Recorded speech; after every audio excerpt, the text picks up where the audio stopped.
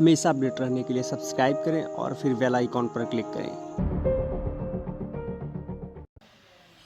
नमस्कार, एक बार फिर मैं आपके समक्ष उपस्थित हो गया हूं एक नया टॉपिक लेके। गाइस, आज हम बात करने जा रहे हैं आईबीपीएस क्लर्क के बारे में। जब कभी भी आप बैंक में जाते होंगे तो वहां पर देखते होंगे वहां के कर्मचारियों को, तो हो सकता है कि आपके मन में ये प्रश्न उठता हो कि आखिर ये जो कर्मचारी हैं यहाँ तक कैसे आए, यानी कि वो किस किस एग्ज़ाम को क्रॉस आउट करके फाइनली अब जाके बैंक में काम कर रहे हैं। तो गाइस, आप देखने में काफ़ी अच्छा काम लगता है बैंक का और काफ़ी प्रोफेशनल काम माना जाता है। तो गाइस, आज के इस वीडियो में हम आपको बताने जा रहे हैं कि किस प्रकार से आप वहां तक पहुंच सकते हैं, यानी एक बैंक के कर्मचारी बन सकते हैं।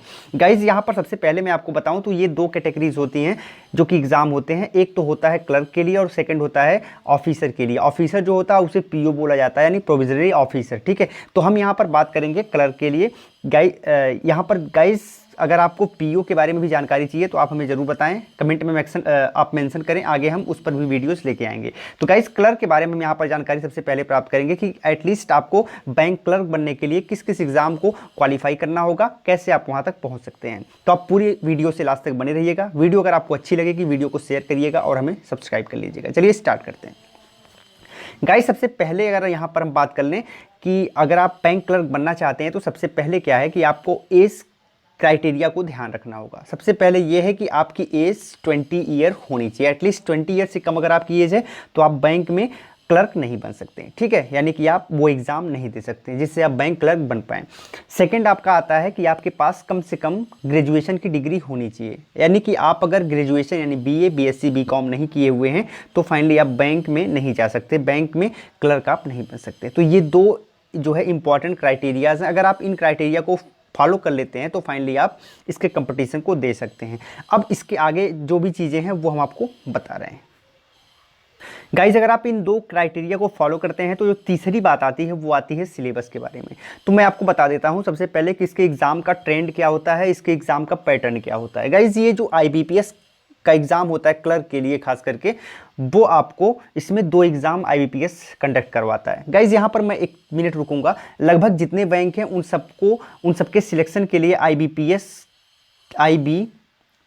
के थ्रू ही एग्ज़ाम करवाए जाते हैं। लेकिन एक बैंक आता है एसबीआई, आपको पता होगा, बहुत ही फेमस बैंक है, और एसबीआई अपने क्लर्क और अपने प्रोविजनरी ऑफिसर के लिए खुद एग्ज़ाम लेता है। तो यहाँ पर हम बात कर रहे हैं आईबीपीएस के लिए, यानी एसबीआई को छोड़ के जितने भी बैंक हैं उनके लिए। तो यहाँ पर गाइज, यहाँ पर दो एग्ज़ाम होते हैं, एक फर्स्ट होता है और एक सेकंड होता है। फर्स्ट का मतलब होता है प्राइमरी एग्जामिनेशन, यानी प्री से बोलते हैं, और उसके बाद जो होता है उसे बोलते हैं मेंस एग्जामिनेशन, यानी कि आपका सेकेंड राउंड का जो लोग प्री क्वालिफाई करेंगे वो मेंस का एग्ज़ाम देते हैं। और उसके बाद फिर आपका यहाँ पर इंटरव्यू वगैरह का प्रोसेस होता है और फिर उसके बाद आपका सिलेक्शन होता है। ठीक है, तो यहाँ पर हम बात कर लेते हैं सबसे पहले प्री सिलेबस की। तो सबसे पहले प्री में जो आपको सिलेबस होगा वो होगा रीजनिंग पूछा जाएगा, क्वांटिटेटिव एप्टीट्यूड पूछा जाएगा और उसके बाद इंग्लिश लैंग्वेज पूछा जाएगा। ठीक है, यहाँ पर मैं आपको एक चीज़ और ऐड करना चाहूँगा, खास करके अगर आप आरआरबी के लिए करना चाहते हैं, यानी कि जो रूरल बैंक है, रूरल बैंक में आपको क्या होगा कि यहाँ पर इंग्लिश लैंग्वेज की जगह पे आपको हिंदी लैंग्वेज मिल जाएगा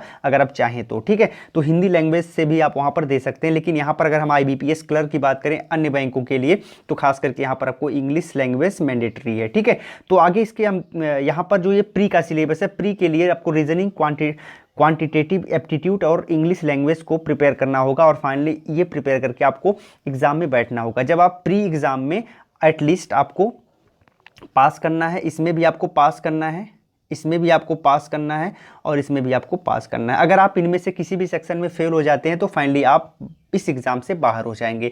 तो आपको सारे सेक्शन में पास होना चाहिए और इन सारे जो एग्ज़ाम है उसमें 30 क्वेश्चन आते हैं पर सेक्शन से। ठीक है, आपको 100 मिनट का समय दिया जाता है। आगे हम देख लेते हैं इसके डिटेल सिलेबस के बारे में, आप थोड़ा सा वेट कर लें।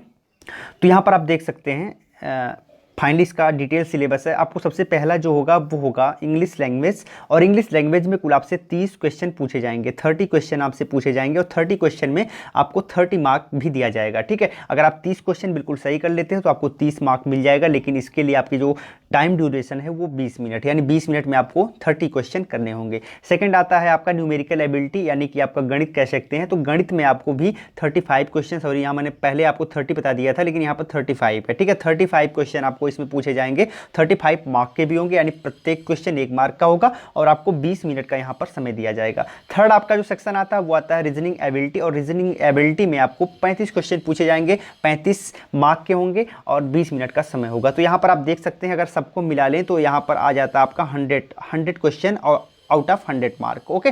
और आपके पास 1 घंटे का समय होता है, यानी आपके पास कुल 60 मिनट का समय होता है। 60 मिनट में आपको 100 क्वेश्चन करना पड़ता है, और जो कि बहुत ही ईजी नहीं माना जा सकता, क्योंकि आपको पता है बैंक में रीजनिंग का जो सिलेबस है वो काफ़ी ब्रॉड है, और रीजनिंग के जो क्वेश्चन आते हैं उसमें पजल्स के क्वेश्चन भी बहुत अधिक होते हैं, तो ये रीजनिंग का सेक्शन काफ़ी टफ हो जाता है। बाकी बात अगर हम यहाँ पर मैथमेटिक्स सेक्शन की करें तो मैथमेटिक्स सेक्शन में बहुत ज़्यादा टफ क्वेश्चन नहीं आते हैं, लेकिन क्वेश्चन में आपको कैलकुलेशन अधिक करना पड़ता है, ठीक है। इंग्लिश लैंग्वेज की बात करें तो इंग्लिश लैंग्वेज ठीक ठाक आता है, अच्छा माना जा सकता है, ठीक है। तो एटलीस्ट आपको 1 घंटे यानी 60 मिनट में कुल 100 क्वेश्चन करेंगे, और 100 क्वेश्चन में आपको ये भी ध्यान रखना है कि इन सारे सेक्शन में आपको पास होना है। अगर आप किसी भी सेक्शन में फेल होते हैं तो फाइनली आप एग्जाम से बाहर हो जाएंगे। तो एटलीस्ट अगर आप यहाँ पर फर्स्ट स्टेज क्वालिफाई कर लेते हैं, उसके बाद आपका आता है मेंस, और मेंस में क्या सिलेबस है वो मैं आपको बता देता हूँ। यहाँ पर आप देख सकते हैं ये मेंस का सिलेबस है। सबसे पहले आपको मेंस में रीजनिंग एबिलिटी और कंप्यूटर से आपके प्रश्न पूछे जाएंगे, यानी कि रीजनिंग आपका है,